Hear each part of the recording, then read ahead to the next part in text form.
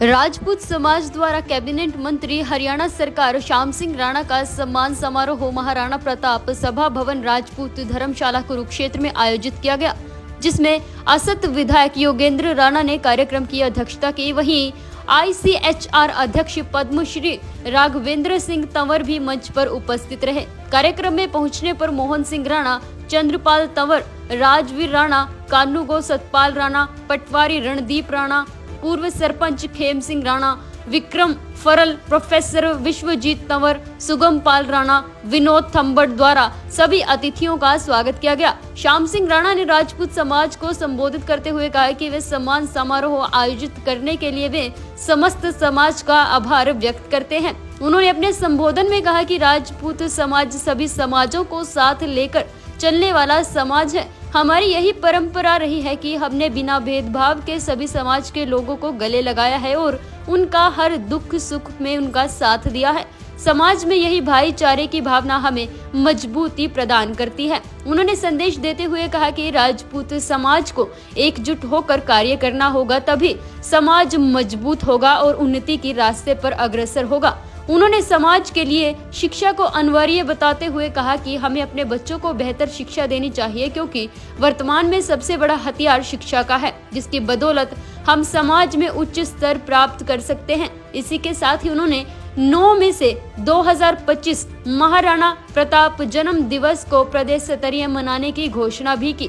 उन्होंने कहा कि इसके लिए समाज के लिए लोगों द्वारा बैठक में निर्णय लिया जाएगा। ये जयंती कुरुक्षेत्र में मनाई जाएगी या फिर चंडीगढ़ में। अपने भाषण के समापन में उन्होंने कहा कि राजपूत समाज की जो भी मांगे हैं वे सभी बिना शर्त के समाज हित में जाती हैं, क्योंकि इन्होंने अपने व्यस्तम समय में से समय निकालकर इस क्षत्रिय समाज को आज दिया है।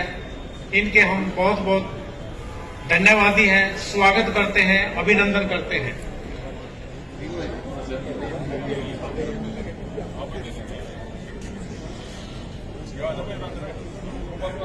कृपया तालियों से स्वागत करिए।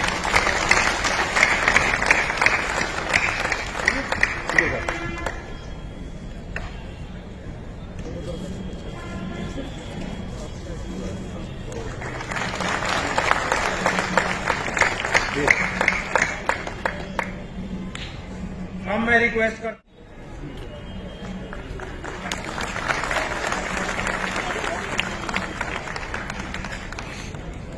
श्री कृष्ण कुमार भुन्ना और राम कुमार बाबरा।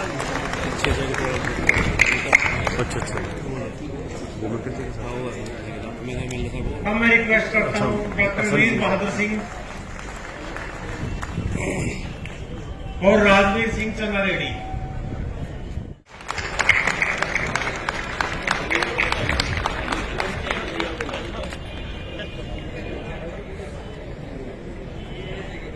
अब मैं रिक्वेस्ट करता हूं श्री राकेश सिंह राजौन एंड होशियार सिंह पटेली। बहुत ही डायनेमिक असंख्य विधायक जो संयोजक हैं जिन्होंने प्रोग्राम किया है। मैं ज्यादा नहीं बोलूंगा, मैं जानता हूं सब लोग हमारे चाचा जी को सुनने के लिए उत्सुक हैं। जब मुझे पता चला कि हरियाणा के कृषि मंत्री के लिए चयन हुआ है तो मुझे वाकई बड़ी खुशी हुई, क्योंकि मैंने देखा है, साथ में दौड़ खेती करते देखा है इस व्यक्ति को जो आज आपके कृषि मंत्री हैं। मेरी शुभकामनाएं हैं, सारे समाज की शुभकामनाएं हैं।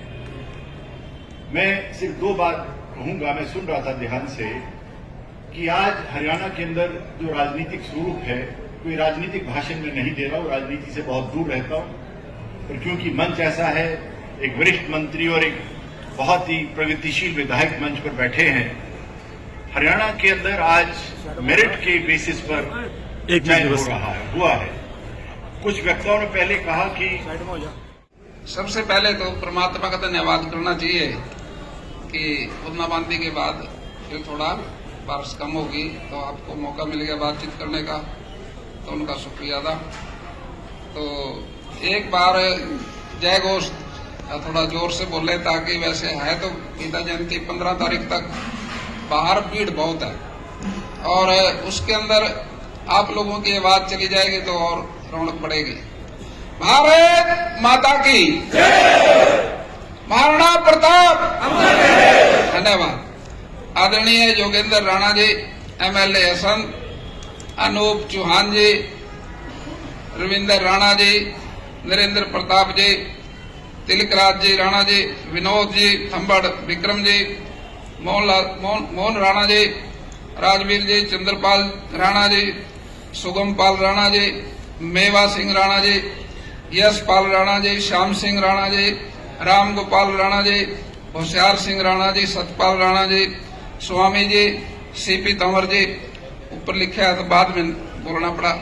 तो साथियों, मैं आपसे एक बात, तो ये राणे की बात जो है इस पे थोड़ा कहना चाह रहा था। एक अपने यहाँ कुंवर, ठाकुर और राणा 3 शब्द है। कुंवर उसे कहते हैं जिसका बाप और बाबा जिंदा हो, और फिर उसके बाद अगर बाबा गुजर जाए वो ठाकुर हो जाता है। अगर बाबा और बाप दोनों ही गुजर जाए फिर राणा हो जाए। तुम देख लो थारा के पे होता है।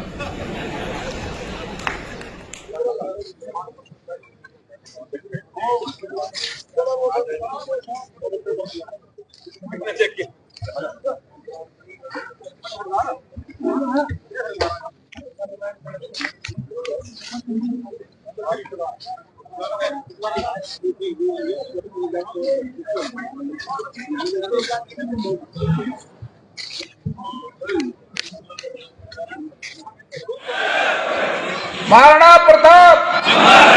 धन्यवाद। आदरणीय योगेंद्र राणा जी, MLA हसन,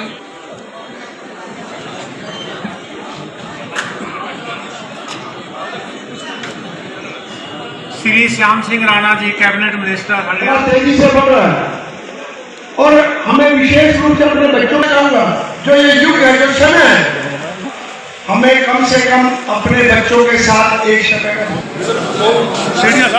फिलीपींस, चीन, जापान, न जाने कितने राष्ट्रों को भौतिक बना दिया। एक लादेन सारे विश्व को गंदा बना सकता है।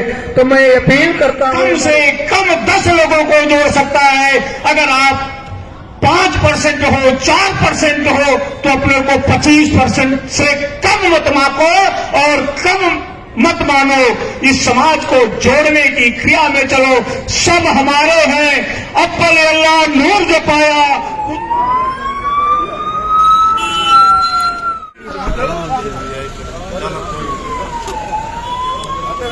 श्याम सिंह राणा जिंदाबाद, श्याम सिंह राणा जिंदाबाद। विक्रम ने कहा भाई पास भाई ठीक फोटोग्राफर खड़ा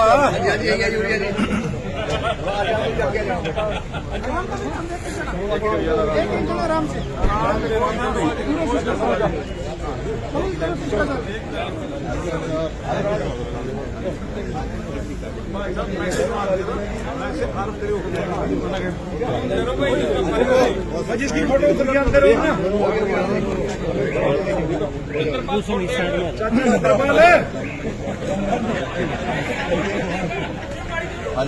चाचा चंद्रपाल हमारे समाज के लोग पूरे हरियाणा में 22 जिले हैं। सब जगह लोग डिमांड करते हैं राणा जी आओ, हम आपका सम्मान करेंगे।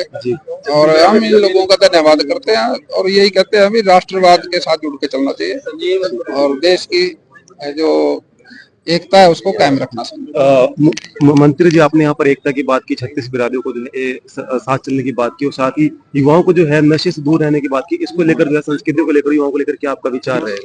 देखिए, जो समाज है ना, अपना शिक्षित समाज इकट्ठा रहता है वो विकास की तरफ बढ़ता है।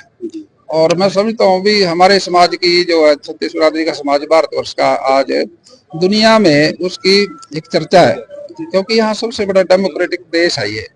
और मोदी जी देश के आत्मनिर्भर देश को बनाने के लिए बहुत मेहनत के साथ लगे हैं और उसके रिजल्ट भी आ रहे हैं।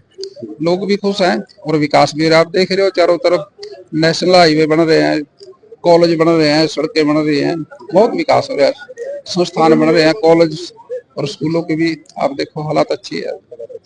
मंत्री जी से के साथ साथ पुराने दिन जो है 6 तारीख को जो है कि किसान जो है एक बार फिर दोबारा दिल्ली कूच की ओर हुए हैं, उनको लेकर आपका क्या रहेगा कि क्योंकि किसान अभी भी जो है कहीं ना कहीं नाखुश हैं प्रदेश सरकार से और क्या बोलते हैं यूनियन सरकार की तरफ से। देखिए, किसानों की समस्या के लिए तो सुप्रीम कोर्ट भी चिंतित है।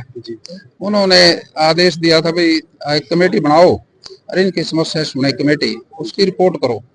तो उस कमेटी बनी थी जिसमें नायब जी, जो हमारे नायब सिंह जी जो रिटायर्ड जज हैं सुप्रीम हाई कोर्ट के, सुप्रीम कोर्ट के, तो उनको अध्यक्ष बनाया गया। उन्होंने रिपोर्ट सबमिट कर दी थी 22 तारीख को, अब 13 को तारीख है अगले आएगी। तो उसमें हमने इंतजार करना चाहिए, सुप्रीम कोर्ट की बात को भी ध्यान में रख के काम करना चाहिए। किसान हमारे प्रदेश में भी किसान है और नायब जी की सरकार जो है उन्होंने 24 फसलें खरीदती है MSP पे, और पंजाब में के अंदर भी सरकार है, लेकिन केंद्र सरकार सबसे ज्यादा अनाज पंजाब से ही खरीदती है। 121 लाख मीट्रिक टन अनाज खरीदती है। सबसे ज्यादा पैसा सेंट्रल सरकार का पंजाब में जाता है। मैं कहता हूँ पंजाब के अंदर जो खुशहाली है वो केंद्र की ही देन है, क्योंकि सबसे ज्यादा अनाज वहां खरीदा जाता है। अगर कोई दिक्कत है वहां सरकार है, MP है, MLA है, मुख्यमंत्री है, उनसे बैठ के अपनी बात करें और वहां की सरकार फिर केंद्र सरकार से बात कर ले।